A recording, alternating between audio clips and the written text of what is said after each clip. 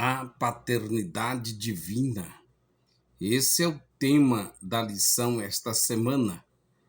A paz do Senhor Jesus Cristo, quem vos fala é o pastor Valdir dos Anjos. Se esse vídeo chegou até você, é porque Deus tem um propósito na sua vida. Então me ajude aí, se inscreva, se inscreva no nosso canal, Pastor Valdir dos Anjos, deixa seu like, compartilhe, manda esta mensagem para alguém.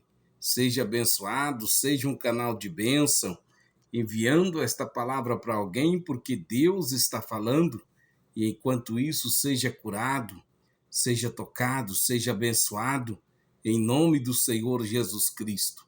Nós temos vamos ver na visão do escritor aos Hebreus, na perspectiva da carta aos Hebreus, o tema desta semana. Portanto, a paternidade de Deus é revelada de forma eterna, santa e formadora. Deus não é apenas por criação, Deus não é pai apenas por criação, mas por natureza, propósito redentor. Por natureza e propósito redentor. Ele é o pai que fala, corrige, forma e conduz seus filhos à maturidade espiritual, como está em Carta dos Hebreus, capítulo de número 1, versículo 1, e também capítulo 12, versículo 6 ao 10. Para o escritor de Hebreus, o Pai revela-se plenamente no Filho, que é o resplendor da sua glória e expressa a imagem da sua pessoa. A disciplina divina não é rejeição, mas sinal de inequívoco, de filiação. Um Deus que não corrige, não age como pai. Portanto, a igreja contemporânea precisa compreender que a paternidade divina não é permissiva, mas transformadora. Deus nos ama demais para nos deixar imaturos. Vejamos, lideranças saudáveis nascem quando filhos compreendem que a correção do pai é o caminho de crescimento e não de abandono. Vamos ao tema central, ou seja, o tema principal desta quinta-feira, 22 de janeiro de 2026 é: o Espírito procede do Pai e do Filho. O texto principal é o Evangelho de Jesus Cristo, segundo escreveu João, capítulo de número 15, versículo 26, e capítulo de número 16, versículo 7. Jesus está nos últimos momentos com seus discípulos. O ambiente é de despedida, tensão e incerteza. Os corações estão perturbados e o Mestre revela uma verdade profunda. A ausência física de Cristo não significa abandono espiritual. Como viveremos sem Jesus fisicamente entre nós? No centro dessa resposta está a paternidade divina em ação. O Pai não apenas enviou o Filho, ele também concede o Espírito. E isso revela que a paternidade de Deus é ativa, cuidadora e contínua. A paternidade de Deus não termina na cruz, ela continua no envio do Espírito Santo.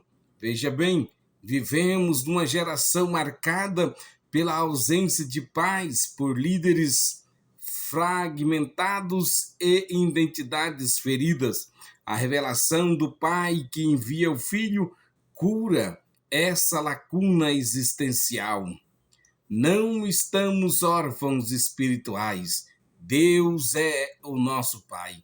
na exegese pentecostal do texto segundo escreveu João, capítulo 15, versículo 26, capítulo 16, versículo 7, na visão joanina, o apóstolo do amor, na teologia joanina, o Espírito Santo não é uma força impessoal, mas o Consolador prometido que procede do Filho. Isso revela a perfeita comunhão da Trindade. O Verbo procede, indica a origem eterna na criação.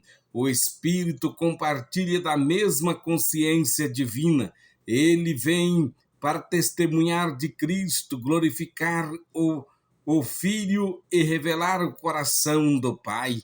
Isto, ou seja, uma igreja cheia do Espírito é uma igreja que revela o Pai e exalta o Filho. Onde o Espírito governa, não há confusão doutrinária, nem vazio espiritual. A paternidade de Deus revelada na Trindade. Vejamos, o Pai é a fonte eterna da vida, o Filho é o enviado que nos reconcilia, o Espírito é o dom concedido que Deus habita em nós. O Espírito é o dom concedido que Deus habita em nós. Essa dinâmica revela que a paternidade divina é relacional. Deus não governa à distância, ele envolve, ele nos adota, nos cela, nos acompanha. Vejamos, a igreja liderar a imagem do Pai é cuidar, corrigir, ouvir, formar. Não há autoridade legítima sem paternidade espiritual. As igrejas adoecem quando líderes querem posição sem relação. A bênção da filiação divina. Vejamos, as Escrituras afirmam que o amor do Pai lança fora todo medo. Isto é, na 1 de João, capítulo 4, versículo 17 e 18. O crente não vive mais como escravo do medo, mas como filho seguro. Em Romanos, capítulo 8, versículo 15, declara que recebemos o Espírito de adoção que clama, Abba, Pai. Em Efésios, capítulo 1, versículo 13 e 14, mostra que o Espírito é o penhor da nossa herança. Isso não elimina a responsabilidade espiritual, como está em Ezequiel, capítulo 18, versículo 4, e 1 de Paulo aos Coríntios, capítulo 10, versículo 12, mas estabelece segurança relacional. E vejamos, filhos seguros não vivem dominados pelo medo, pela violência ou pela insegurança moral.